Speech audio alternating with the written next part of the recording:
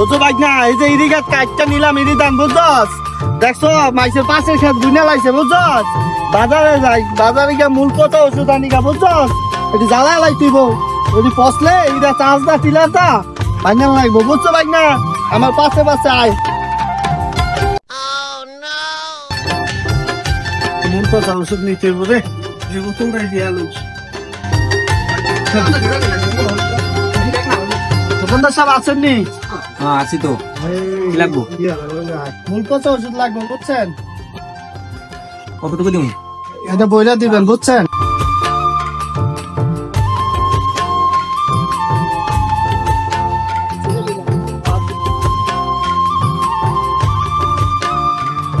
এসে দেওয়া বোতলে ওষুধ।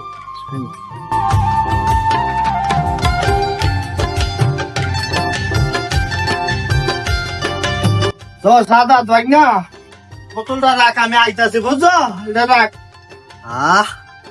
আমার মা মোর মনে তো উদার হইলো কবে থেকে আমার স্ত্রী দিয়ে গেছে। আরে বাপুরে,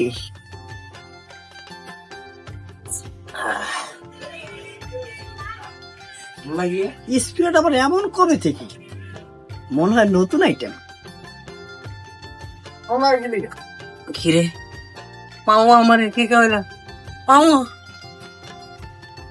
এত মানুষ দেখা যায়, আমার বাইক নাই কো, কিরে বাইক না, কিরে সাদা, কিরে বেটা দেখছস কি হচ্ছে, মূল পচা ওষুধ খাই লাইছে শালার বেটায়। আয় হায় রে, আপনার এদিকে আসেন, এদিকে আসেন, ওরে ধরে হাসপাতাল নিতে হইব।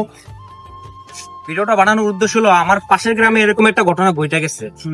তো আপনারা যারা বীজ জাতীয় ওষুধ খেতে দেওয়ার ওষুধ কখনো এই স্পিরিট, কোকাকোলা, সেভেন আপের বোতলে কখনো নেবেন না। কারণ এসব স্পিরিটের মতো বোতল দিকে দেখলে বাচ্চারা মনে করে যে আমার জন্য পানি আনছে চাচা অথবা বাবা, আমার জন্য পানি আনছে, আমি খায়া পেলাই, এই খায়া দুর্ঘটনা ঘটে। তা আপনারা যখন যেই ওষুধ নেবেন কখনো এইসব কাজ করবেন না, আপনারা নির্দিষ্ট একটা বোতলে এই ওষুধটা নেওয়ার চেষ্টা করবেন।